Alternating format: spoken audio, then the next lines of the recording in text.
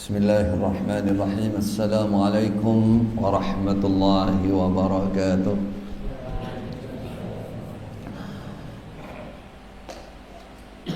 Alhamdulillah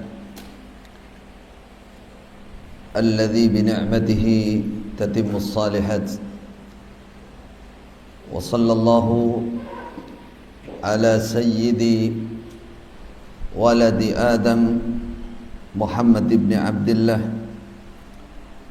man la nabiyya wa la rasula ba'dah sallallahu wa baraka wa sallama alaihi wa ala alihi wa man ihtada bihadihi wa istanna bisunnatihi ila yaumil ma'adi wa sallama tasliman katsira. Ikhwati wa ahibbati fillah, saudaraku, semoga kita semua selalu berada dalam rahmat, inayah dan keridhaan Allah Subhanahu wa ta'ala. Semoga kita selalu punya hirsun syadidun fil ilm, fi talabil ilm, keinginan yang tinggi, cita-cita yang tinggi di dalam mendalami ilmu syariat, ilmu agama ini. May yuridillahu bihi khairan yufaqihu fid din. Siapa-siapa yang oleh Allah dikehendaki baik, maka Allah memahamkannya di dalam agama.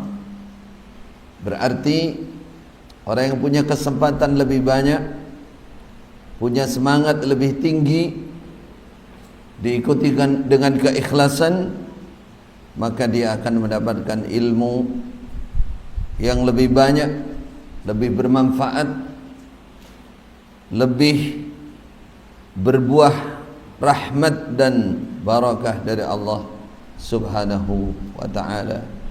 Ibnu Abbas,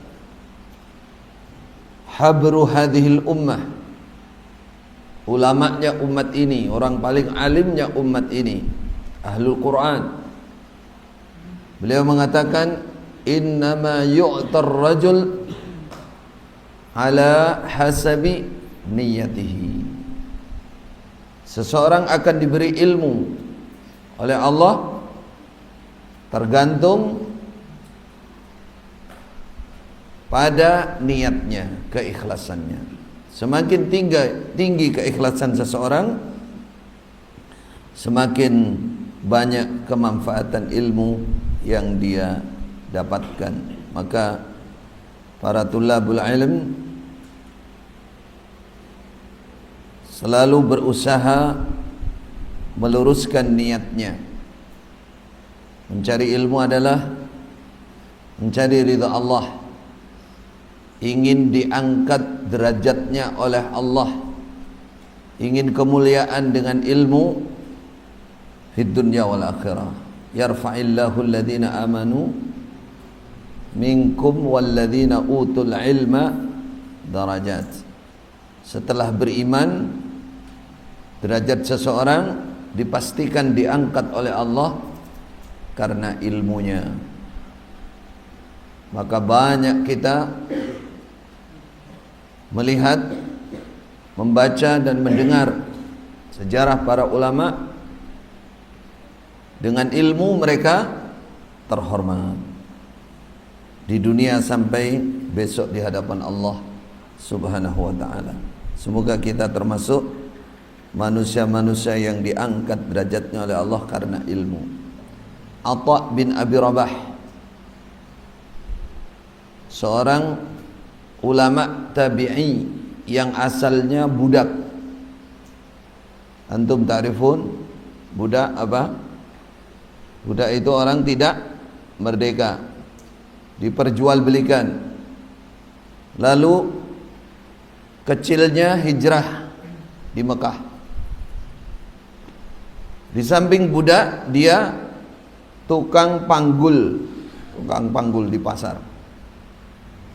Araf tuh tukang panggul alias kuli di pasar. Karena dia semangat mencari ilmu. Atha bin Abi Rabah termasuk murid dari Ibnu Abbas, sampai pada akhirnya dimerdekakan oleh juragannya, dan pada akhirnya menjadi imam al-ulum asy-syar'iyyah. Padahal asalnya orang tidak dikenal, orang hina, diangkat oleh Allah sehingga di zaman Harun ar-Rasyid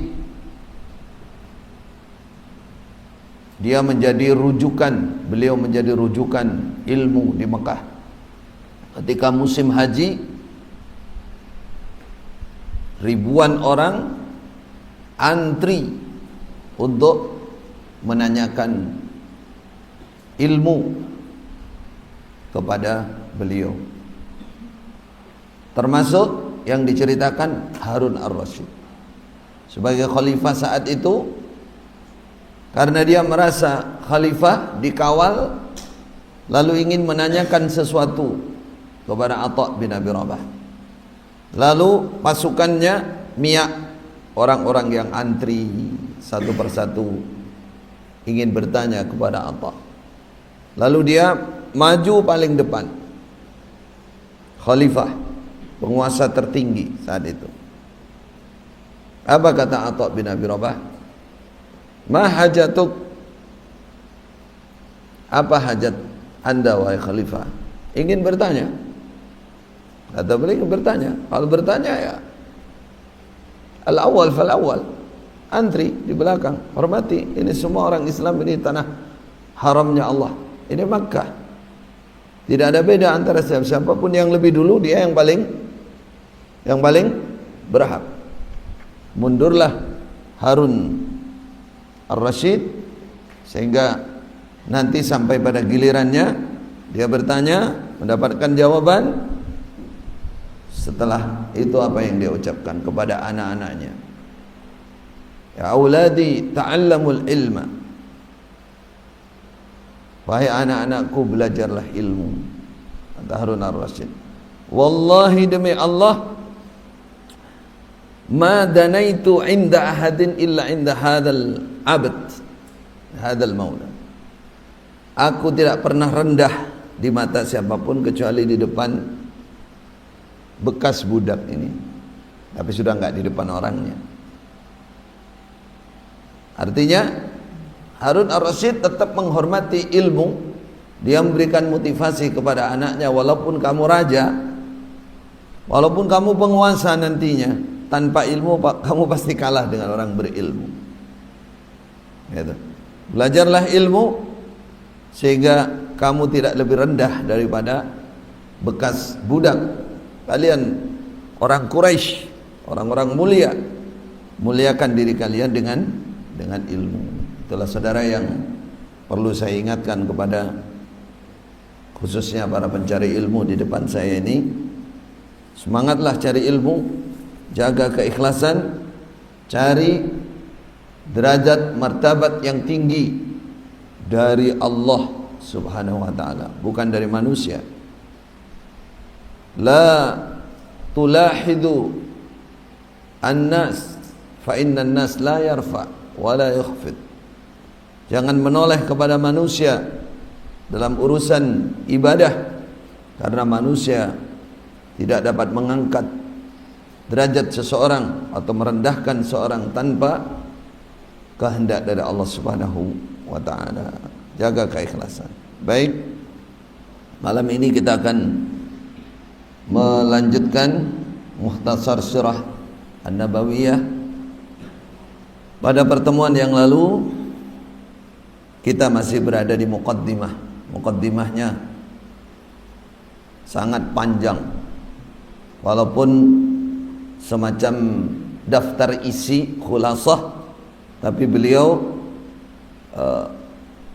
menyebutkan hal-hal penting, poin-poin penting, sehingga nanti dalam bahasan isi kita bisa lebih ingat, terutama masalah akidah dan masalah tauhid. Nah, pada pertemuan yang lalu kita sudah masuk pada cerita penguasa Quraisy pertama kali, yaitu Qusay, di mana pada saat itu Qusay berkuasa di Mekah.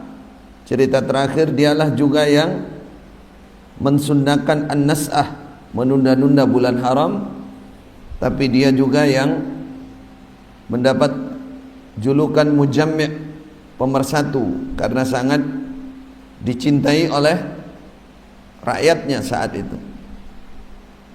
Sehingga apa yang menjadi peraturan dari Qusay bin Kilab itu dalam masa hidup dia, bahkan sampai kematian dia, semacam menjadi agama yang diikuti. Katakan kaddinil muttaba', seperti agama yang diikuti. Dia punya anak yang paling dikenal, satu namanya Abduddar, ini yang paling tua, Abduddar bikrahu. Lalu Abdu Manaf. Abdu Manaf punya anak nanti Hashim. Hashim punya anak Abdul Muttalib. Abdul Muttalib punya anak Abdullah. Abdullah punya anak siapa? Nabiuna Muhammad sallallahu alaihi wasallam. Jadi Qusay itu masih nasab Rasulullah sallallahu alaihi wasallam. Nah, ketika Qusay sudah tua dan dia sudah mati, maka yang menggantikan adalah Abduddar, karena Abduddar ini sudah ditentukan sebagai penerusnya. Kalau bahasa sekarang, waliyul ahdi, jadi putra raja. Kalau di kita apa? Pangeran, ya, yang akan ditentukan jadi pengganti itu kalau dalam bahasa Arab waliyul ahdi. Jadi Qusay sebelum dia mati, sudah tua, sakit-sakitan, dia sudah menentukan penggantinya nanti adalah Abduddar. Abduddar berarti hambanya apa? Dar apa mana? Rumah, hambanya rumah. Abduddar. Maka Qusay menyerahkan beberapa tugas penting kepada Abduddar, yaitu fa'atahu darun nadwah, gedung nadwah, di mana di tempat itu kalau sekarang kurang lebihnya gedung DPR. Nah, dia yang berkuasa di situ. Jika ada hal-hal penting mengenai kemasyarakatan, sosial, diputuskan di tempat itu. Begitu pula yang kedua, wal hijabah, tentang selambu Ka'bah, itu di bawah kekuasaan dia.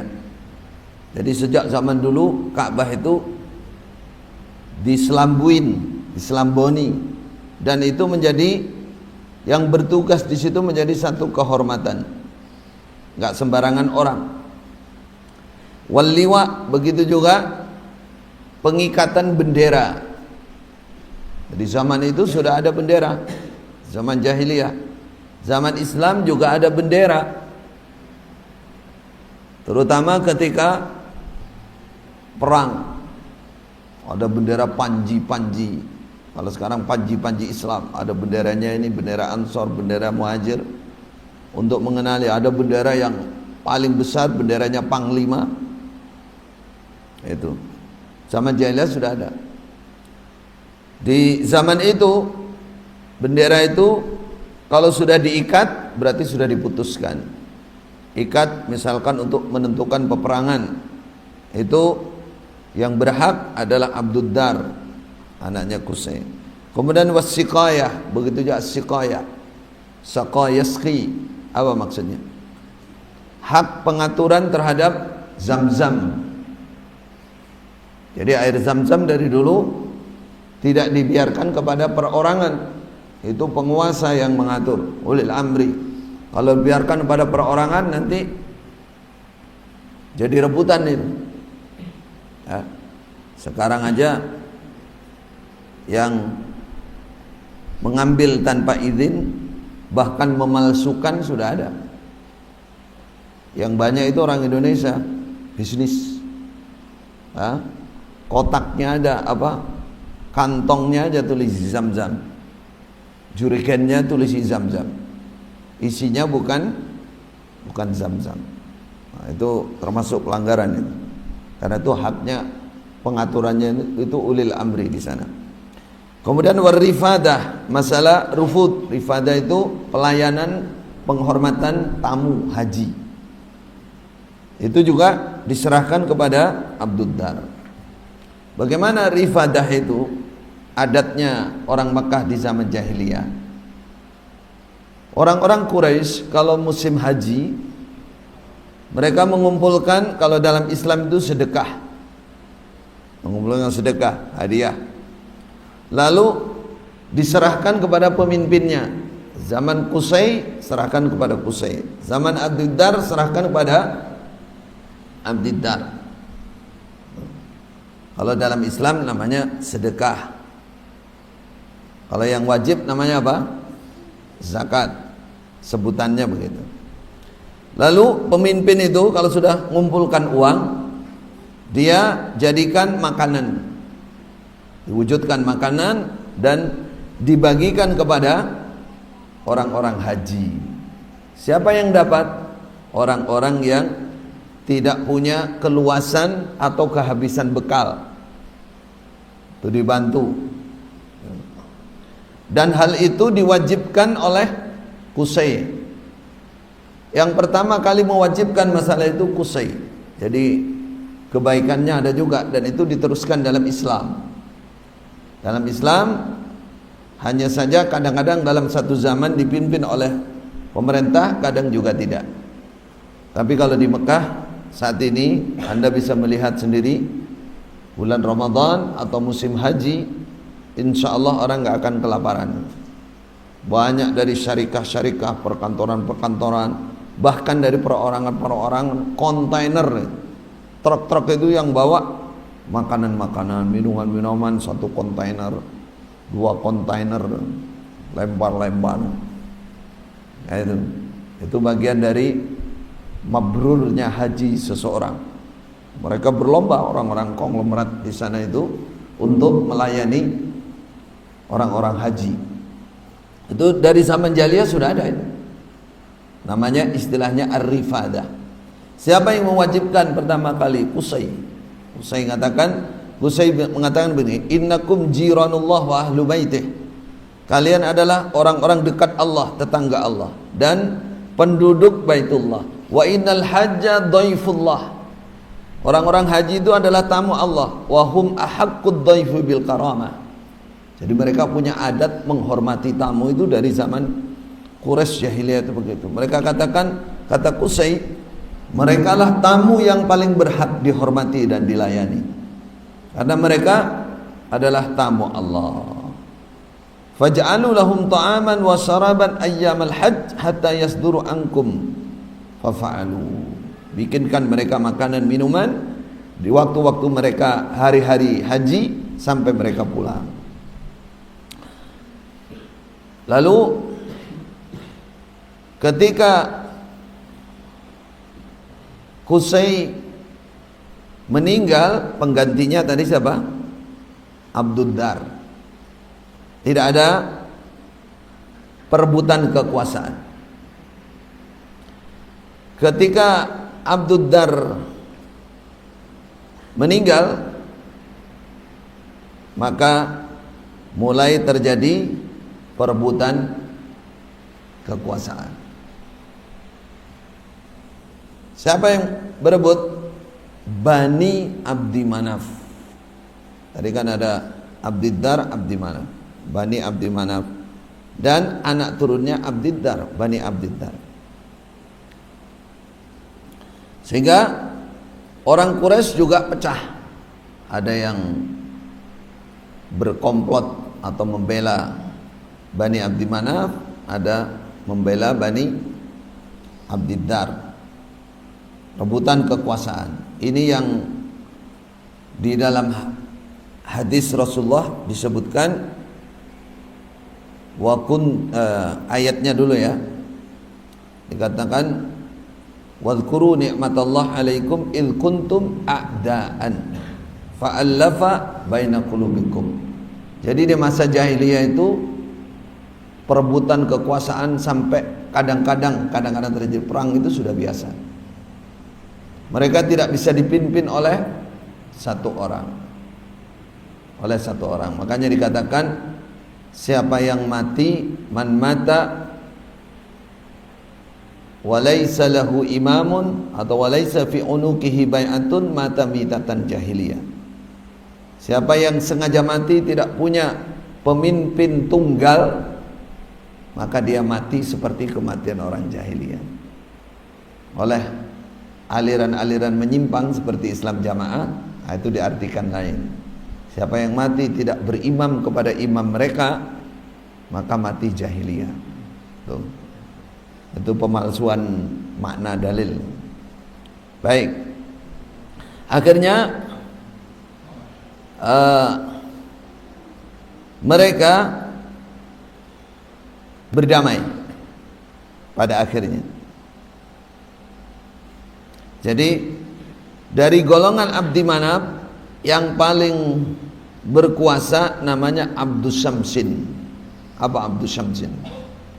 Abdus Syams. Dari golongan Abdiddar yang paling berkuasa, paling tinggi adalah Amir bin Hashim bin Abdi Manaf. Abdi Syams, kemudian Amir, dua orang ini. Lalu kembali ke tadi,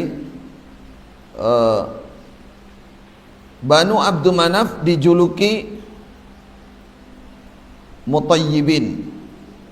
Mutayyibin itu orang yang berwangi-wangian. Kenapa? Karena di waktu dia mengadakan perjanjian kesepakatan dengan orang-orang Quraisy yang lain untuk bersatu membela Banu Abdi Manaf, mereka meletakkan semacam timba priuk yang berisi minyak wangi. Lalu mereka celupkan tangannya ke situ. Jadi berjanji untuk saling membela. Jadi Quraisy, orang-orang Quraisy yang membela Banu Abdi Manaf dijuluki Mutayyibin. Sedangkan Banu Abdiddar wa ta'aqada Banu Abdiddar wa khulafa'um fasummu al-ahlaf. Mereka dijuluki ahlaf. Ahlaf itu blok sumpah atau sebuah kelompok yang mengikat kelompoknya dengan sumpah persaudaraan, dengan sumpah persatuan. Mereka dikatakan al-ahlaf. Tapi akhirnya mereka berdamai sehingga dibagi tugas.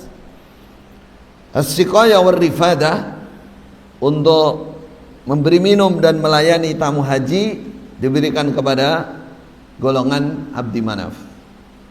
Sedangkan hijabah wal liwa wan nadwah, selambu Ka'bah, bendera, pengikatan bendera, dan gedung DPR tadi, Darun Nadwah, itu ada menjadi tugas atau di bawah kekuasaan Bani Abdiddar. Nah, begitu itu sampai datangnya Islam. Mereka terbelah menjadi dua, tapi mereka damai. Mereka punya blok masing-masing, kekuatan masing-masing, sampai datangnya Islam. Bagaimana setelah datang Islam? Kullu halifin fil jahiliyah lam yazidhul Islam illa syiddah. Dalam Islam, kekuatan golongan yang diikat dengan cara bersumpah itu semakin dikuatkan. Artinya dibolehkan dalam Islam, tidak dibatalkan. Kalau sekarang itu misalkan membentuk sebuah kelompok, lalu ada perjanjian dengan bersumpah dalam hal-hal tertentu, bukan agama lah ya, perhatikan, dalam urusan keduniaan. Kalau dulu di Mekah berarti kan urusan memberi makan tamu, urusan selambu Ka'bah, urusan ini. Itu boleh-boleh saja. Berarti kalau sekarang mungkin ada, kalau di desa itu Karang Taruna, kemudian ada kelompok apa, kelompok petani, kelompok pedagang, kelompok penjual apa, dorong-dorong itu, asongan, mengadakan persatuan, boleh saja. Yang penting bukan urusan agama. Kalau urusan agama itu bisa memicu terjadinya apa? Asabiyah, hizbiyah dan firqah. Itu dilarang dalam Islam. Maka orang yang membuat organisasi, yayasan dan sejenisnya atas nama Islam, hati-hati. Itu hanya sekedar wadah saja. Apa wadah itu? Tempat untuk memudahkan. Jangan mengatakan inilah organisasi yang paling oke, paling benar, lainnya neraka semua. Dulu organisasi saya begitu. Nah ini firqah, ini asabiyah, ini nggak boleh. Jadi kita di Indonesia ini memang tidak bisa menghindar. Pondok pesantren Ar-Rasyad misalkan harus ada izinnya sendiri. Nanti ada pondok pesantren. Tapi pondok pesantren itu bukan untuk membuat seseorang terus merasa dirinya yang pasti surga, lainnya pasti neraka, dirinya pasti iman, lainnya kafir. Ini namanya firqah, namanya hizbiyah. Tidak boleh dalam. Kalau hanya kelompok-kelompok urusan kemaslahatan keduniaan seperti ini, dalam Islam dibolehkan. Bahkan yang sudah diikat sejak zaman jahiliyah, dalam Islam tidak diudari, tidak dilepas, tambah dikuatkan. Sampai Rasulullah itu masih tetap punya apa? Teman atau golongan yang bersumpah persaudaraan. Coba siapa yang ingat? Barangkali ada yang tahu. Apa penyebab Fathum Mekah? Mekah ditaklukkan. Artinya Rasulullah bawa pasukan puluhan ribu dari Madinah untuk menyerang Mekah. Kenapa? Ada yang tahu? Karena orang Mekah, orang Quraisy apa? Mengkhianati perjanjian damai di waktu Hudaybiyah, yaitu membunuh siapa? Salah satu dari golongan orang kafir yang ini teman bloknya Rasulullah, teman sumpahnya Rasulullah di masa jahiliyah. Jadi saat itu siapa yang membunuh teman sumpah, blok sumpah itu sama dengan membunuh aslinya. Jadi kalau mereka membunuh teman Rasulullah yang walaupun masih kafir, sama-sama musyrik, tapi dibunuh, nah, sama dengan membunuh sahabat Rasulullah. Berarti dia sudah berkhianat. Katanya damai, nyatanya membunuh. Akhirnya di Mekah diserang. Serang, alhamdulillah tidak terjadi peperangan yang besar. Mereka akhirnya menyerah. Terjadilah namanya penaklukan Mekah, Fathum Mekah. Ada yang tahu tahun berapa? Fathum Mekah tahun berapa? 8 Hijriah. 8 tahun setelah Nabi hijrah ke Madinah. Naam. Mafhum? Ila huna. Terus terjadi lagi di zaman jahiliyah namanya halifil fudul. Sumpah perjanjian yang isinya adalah fudul. Fudul itu kedermawanan atau sifat-sifat mulia. Bersumpah, berjanji akan menjaga kokoh di atas sifat-sifat yang mulia. Tuh. Dikenal dengan istilah halifil fudul. Mereka saat itu berkumpul di rumah Abdullah bin Jud'an, karena dialah yang paling mulia dan dianggap paling sepuh. Siapa yang berkumpul di antara orang Quraisy saat itu? Banu Hashim, Banul Muttalib, Abdul Muttalib itu kakek Nabi. Muttalib itu saudaranya Hashim, anaknya Abdi Manaf.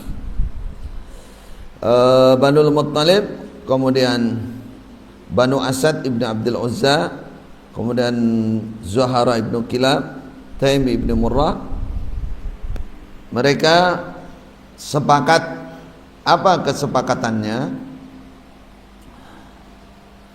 Tidaklah mereka mendapati orang teraniaya di Mekah, baik penduduk asli maupun pendatang yang masuk ke Mekah, kecuali mereka membela orang teraniaya itu, sampai berhasil mengembalikan atau meluruskan penganiayaan tersebut.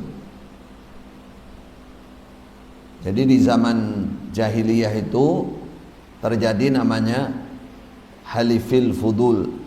Ini dibenarkan dalam Islam. Kenapa? Karena isi sumpah perjanjiannya itu bagus, baik sekali. Apa katanya? Isi perjanjian,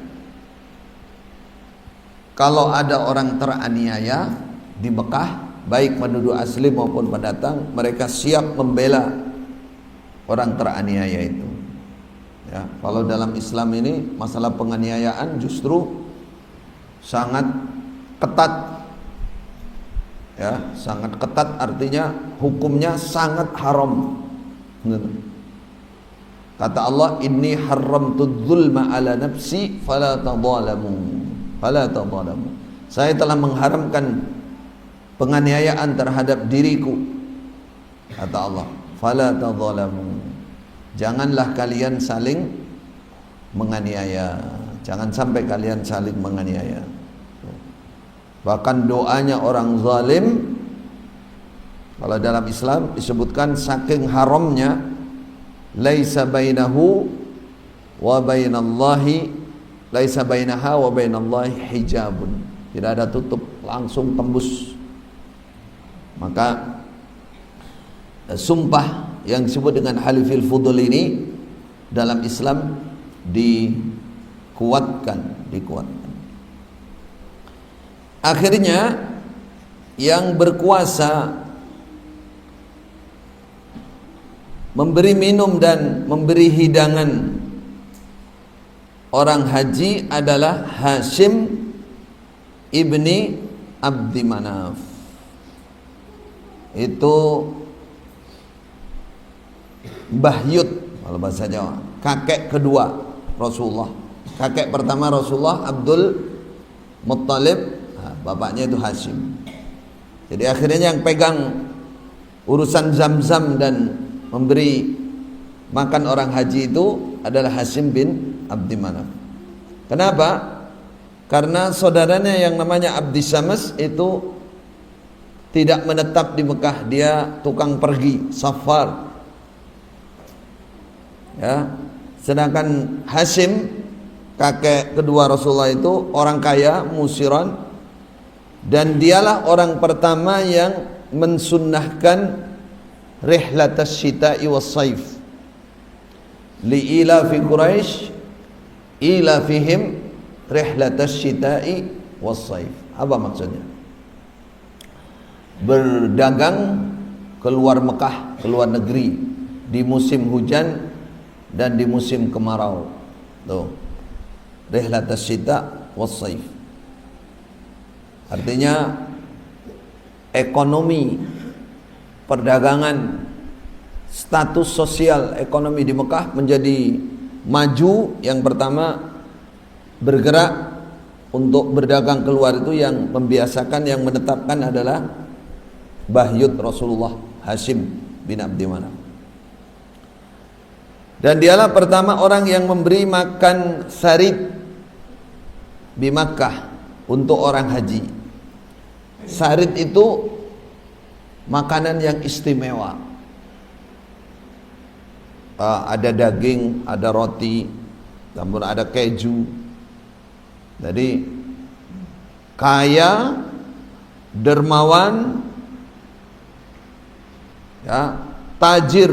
Nanti kan itu, jadi Rasulullah itu bukan balung biasa, turunan balung gajah. Nek wong Jawa ngarane ana balung gajah, ana balung apa sih tae? Balung gajah kali balung napa? Balung kere. Nek balung gajah, balung Rasulullah turunan pemimpin sugih, tajir. Tajir itu ya pedagang yang punya keluasan pengalaman dalam masalah itu.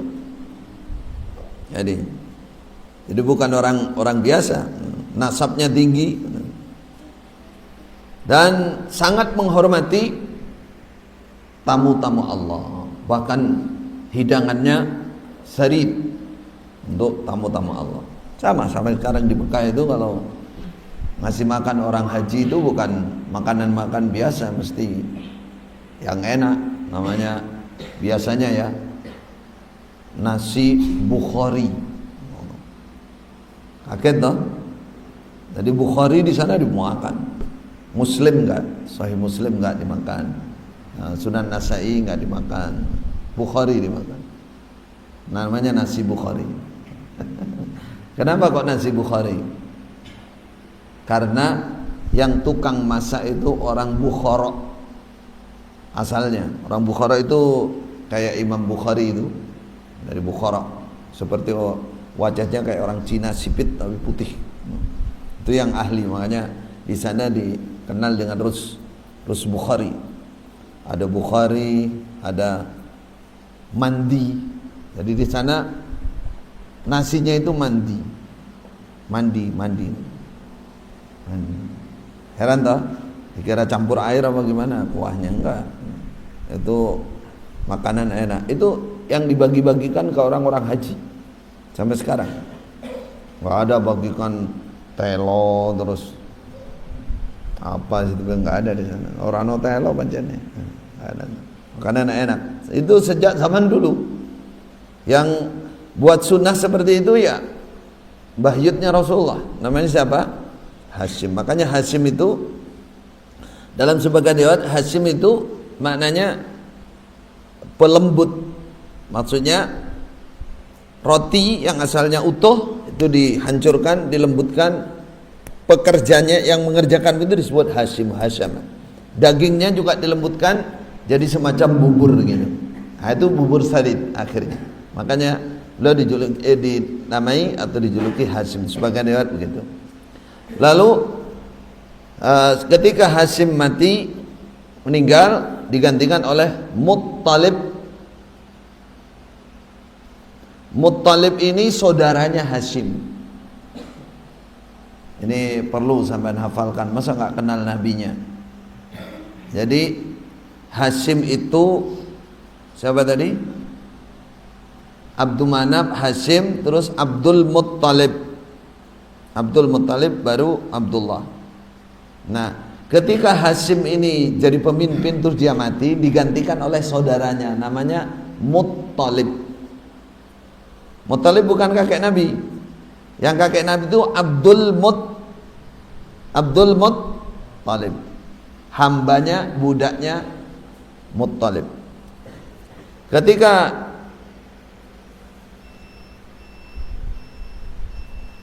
masa hidupnya Hashim itu datang di Madinah. Ini semasa masih hidupnya Hashim, datang di Madinah menikahi seorang wanita namanya Salma. Salma bintu Amr. Salma ini termasuk Bani Najjar. Bani Najjar ini masih famili dengan orang Quraisy, dengan Banu Hashim. Jadi ketika Hashim masih hidup pernah datang ke Madinah, lewat di Madinah, lalu dia menikah dengan Salma. Nah, Salma ini apa namanya? Hashim ini tidak ngasih tahu kepada keluarga di Mekah. kalau dia menikah di Madinah. Lalu dia mati, kakek Nabi itu mati di Palestina. Perjalanan menuju Palestina itu sebagian riwayat begitu. Nah di Mekah nggak tahu kalau Hashim itu menikahi wanita di Madinah. Nah Salma itu terus hamil. Dia hamil dari pernikahan itu, melahirkan anak namanya Syaibah. Namanya Syaibah. Syaibah itu maknanya uban. Karena anak itu lahir rambutnya banyak ubannya, makanya namanya Syaibah. Ketika Syaibah ini sudah agak masih kecil tapi sudah jago naik kuda, jago memanah. Ketika dia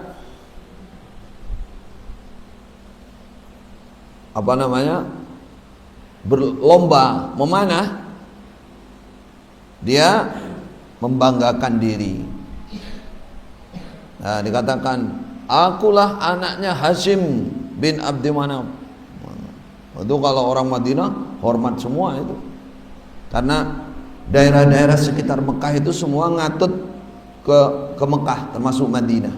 Dia pemimpinnya atau orang-orang terhormatnya ya menghormat orang-orang Quraisy. Ketika anak kecil ini bilang, akulah anaknya Hashim bin Abdi Manaf, geger Madinah. Sehingga kabar itu sampai ke Mekah. Siapa tadi penggantinya Hashim? Namanya Muttalib. Muttalib itu berarti pamannya Syaibah ini. Akhirnya Muttalib mendengar, iya toh benar toh di Madinah ada ponakanku anaknya Hashim. Hashim meninggal di perjalanan. Akhirnya Muttalib sebagai pemimpin Mekah, dia datang ke Madinah, menjumpai ibunya Syaibah. Syaibah yang uban tadi. Sama ibunya dipertahankan. Gak bisa, gak boleh dibawa. Akhirnya Muttalib mengatakan, saya bawa ini bukan untuk apa-apa. Inilah nanti yang jadi penerusnya Hashim. Saya ini hanya mewakili saja. Saya ini saudaranya. Yang berhak ini anak ini. Jadi anak ini nanti yang akan jadi penguasa di mana? Di Mekah. Akhirnya oleh ibunya diizinkan. Dibawalah Syaibah yang masih sekitar umur 7 atau 8 tahun saat itu, dibonceng di belakang. Perjalanan dari Madinah jauh ke Mekah. Muttalib di depan. Muttalib pemimpin Mekah, gantinya Hashim. Jadi Abdi Manaf, Hashim, Muttalib. Ketika Muttalib masuk Mekah, anak kecil yang di belakang itu, Syaibah itu sudah kotor, lusuh karena perjalanan jauh. Kata orang-orang yang ngelihat, wah Muttalib pemimpin kita bawa budak. Beli budak di mana itu? Mereka katakan Abdul Muttalib, ini adalah budaknya Muttalib. Ini adalah budaknya Muttalib. Sehingga Syaibah sejak itu dijuluki Abdul Muttalib. Apa maksudnya? Budaknya Muttalib. Kata nama aslinya siapa? Syaibah. Itu kakeknya Rasulullah. Syaibah, Abdul Muttalib akhirnya punya anak, diantaranya adalah Abdullah, bapaknya Nabi. Paham tuh? Nah, dikira budak, padahal itu ponakannya. Dan akhirnya ya setelah Muttalib meninggal, maka gantinya Abdul Muttalib, yaitu Syaibah, anaknya Hashim. Taib. Sehingga cerita berikutnya, Abdul Muttalib berkuasa, terus terjadi kisah penemuan sumur Zam-Zam kembali karena sudah ratusan tahun hilang. Abdul Muttalib lah yang bermimpi, akhirnya ketemu. Kemudian kisah lagi tentang nadarnya Abdul Muttalib untuk menyembelih salah satu anaknya, sehingga yang mau disembelih adalah bapaknya Nabi. Kemudian tentang ayat-ayat tanda-tanda kerasulan Rasulullah sebelum beliau lahir dan setelah lahir. Ini Syekh hanya mengurutkan cerita secara umum ya dalam kitabnya Ibnu Ishaq, Sirah Ibnu Ishaq. Jadi ini termasuk kitab ini adalah mukhtasar dari Sirah Ibnu Ishaq ya.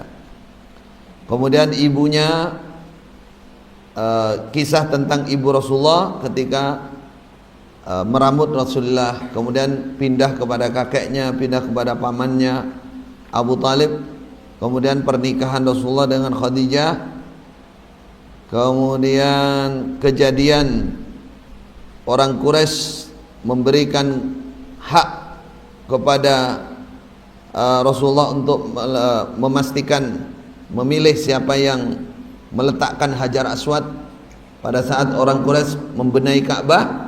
Setelah pemasangan Hajar Aswad, pada saat pemasangan Hajar Aswad mereka berselisih, semua ingin mendapatkan kehormatan untuk meletakkan Hajar Aswad. Hampir mereka berperang gara-gara itu, sehingga mereka akhirnya memutuskan pagi besok siapa yang pertama kali masuk ke Masjidil Haram, maka dialah yang berhak memutuskan masalah ini. Dengan qadar takdir dari Allah, pagi itu yang masuk pertama adalah Muhammad Rasulullah sallallahu alaihi wasallam. Saat itu beliau umur 35 tahun, belum menjadi rasul. Ketika Nabi Muhammad yang masuk, mereka senang semua, senang semua. Kenapa?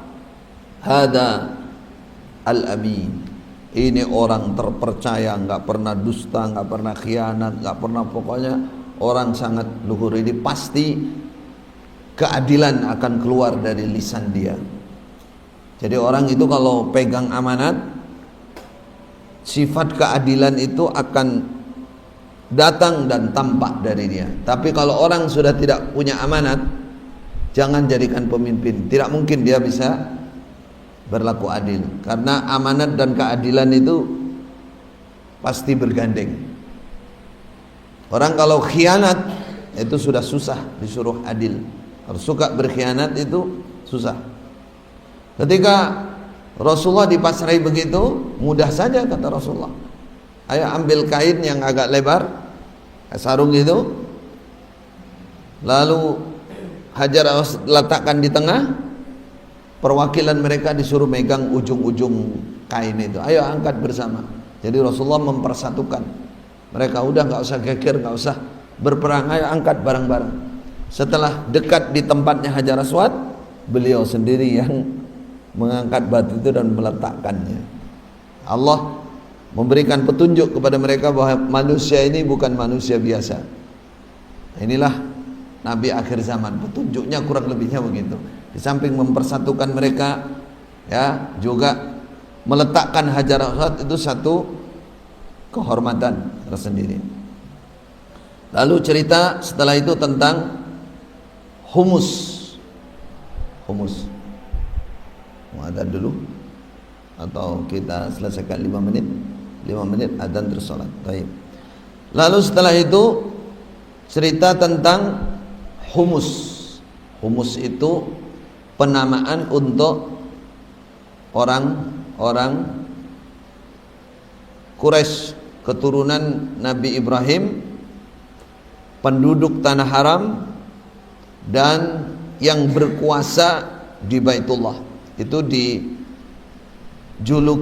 humus, orang humus, bukan humus. Kalau humus itu 1/5, kalau ini pakai hak. Itu julukan menunjukkan kemuliaan. Mereka katakan orang Quraisy dengan julukan humus ini mereka menjadi orang-orang istimewa. Tapi kebanyakan dari mereka jahil. Mereka orang-orang jenius, orang pintar, tokoh-tokoh, tapi jahil ilmu agama. Makanya dikatakan jahiliyah. Sehingga apa yang terjadi? Mereka banyak sekali membuahkan bid'ah-bid'ah dalam agama. Gara-gara apa? Gara-gara kebodohan. Jadi bid'ah itu saudara muncul sejak zaman dulu. Bid'ah agama itu penyebab utamanya adalah apa? Kebodohan. Ini contoh nih, contoh. Mereka mengatakan begini, kami turunan Nabi Ibrahim, kami penduduk tanah terhormat Mekah, tanah haram, kami yang punya kuasa, punya kekuasaan mengatur Baitullah. Tidak ada di antara, berarti kami terhormat, maksudnya gitu. Tidak ada satupun di antara orang Arab yang menyamai, yang punya hak seperti kami. Maka satu, kalian semua orang-orang terhormat ini tidak boleh mengagungkan apapun daerah di tanah halal sebagaimana tanah haram ini. Jadi kita ini harus betul-betul mengagungkan tanah ini. Ini tanah keramat, kalau bahasa kita karamah, tanah mulia, harus kita agungkan. Lainnya di bawahnya. Apa meneh Indonesia, Jawa itu atuh itu. Seandainya mereka kenal saat itu, gambarannya begitu. Mereka mulai sombong, menyombongkan diri. Lalu mereka tambahkan supaya orang-orang selain orang Arab selain kita menghormat kita. Akhirnya apa? Bid'ah kedua. Mereka bid'ah kedua. Tadi kan kesombongan tuh. Kesombongan itu membawa kebodohan lalu sombong. Merasa paling mulia, bahaya tuh. Sudah bodoh, sombong bisa. Itu penyakitnya orang Quraisy jahiliyah. Gitu. Apa yang mereka bid'ahkan setelah itu? Akhirnya fatarakul wukuf bi Arafah wal ifadha minha. Tuh. Akhirnya mereka bikin perkara baru dalam agama, kalau haji mereka tidak mau wukuf di Arafah. Di Arafah. Alasannya apa? Padahal mereka mengetahui bahwa Arafah itu adalah tempat wukuf sejak Nabi Ibrahim. Bapak mereka. Agamanya Nabi Ibrahim itu, orang haji itu harus wukuf di Arafah. Mereka bikin bid'ah baru dalam pekerjaan haji, enggak wukuf di Arafah, enggak boleh wukuf di Arafah. Alasannya apa? Mereka mengatakan nahnu ahlul haram.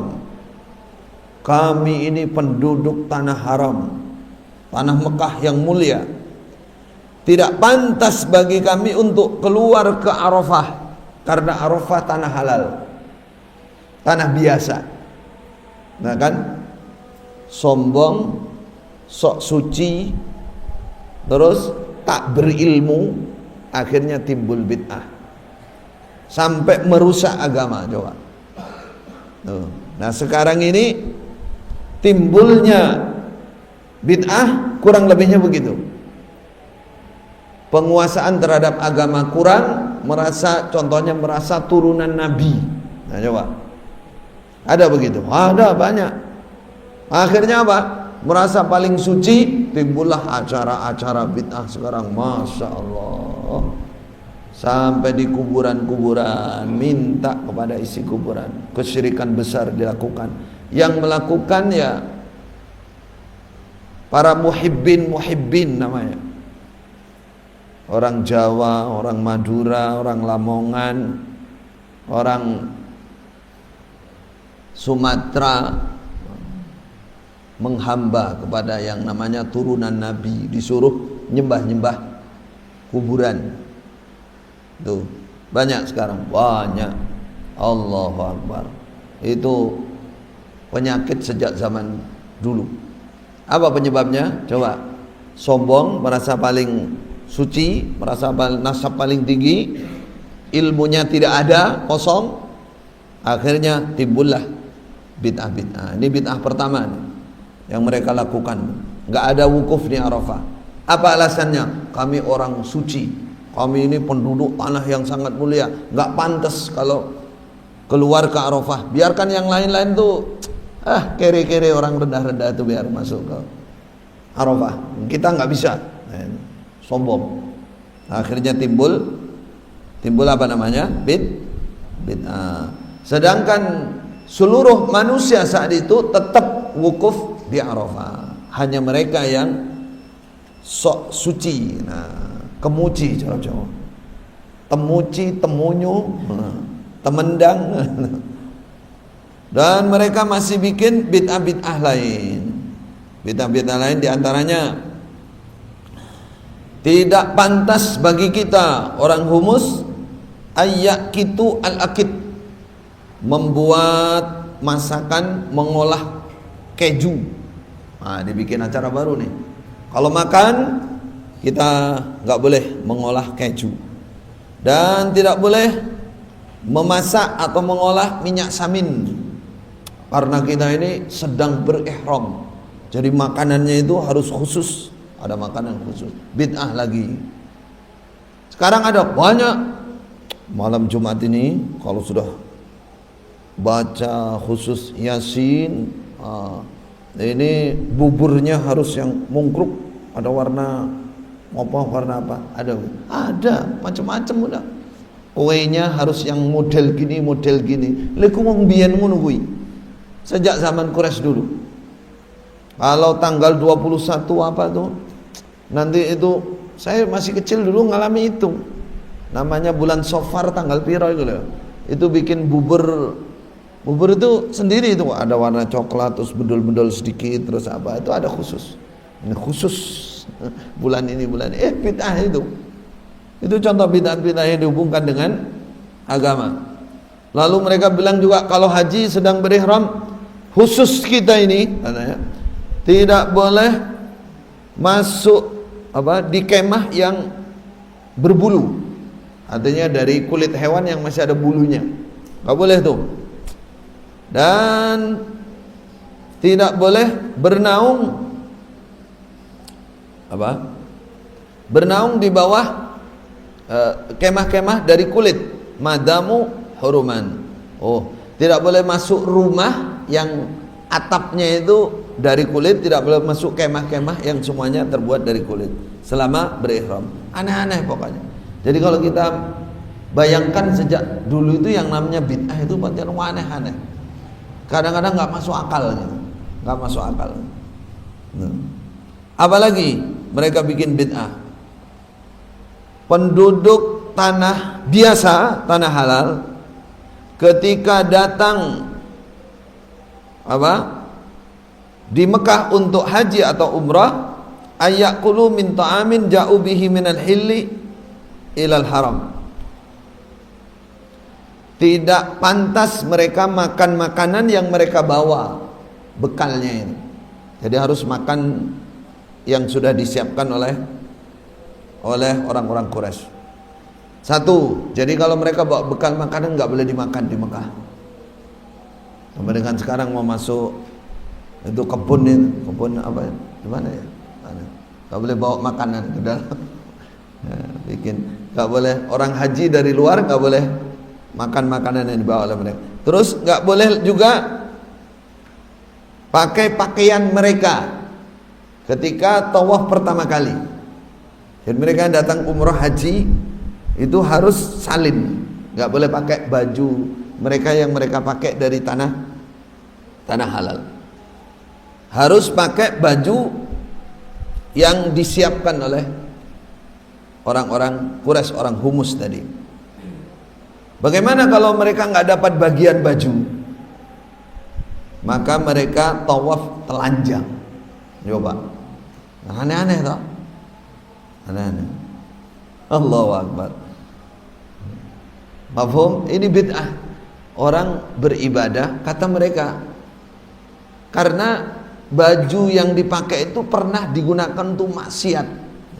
Jadi nggak pantas ini tawaf di Baitullah ini harus bajunya juga baju yang asli dari orang Quraisy, dari humus. Loh kalau nggak ada bajunya, nggak kebagian, ya sudah lebih baik telanjang daripada pakai baju. Lah coba kan kebalik tuh pikiran.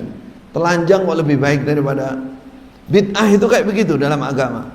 Banyak sekarang, coba Kediri geger itu gus-gus itu ngambungi cah-cah cilik itu sekarang geger itu pelecehan seksual terhadap anak kecil.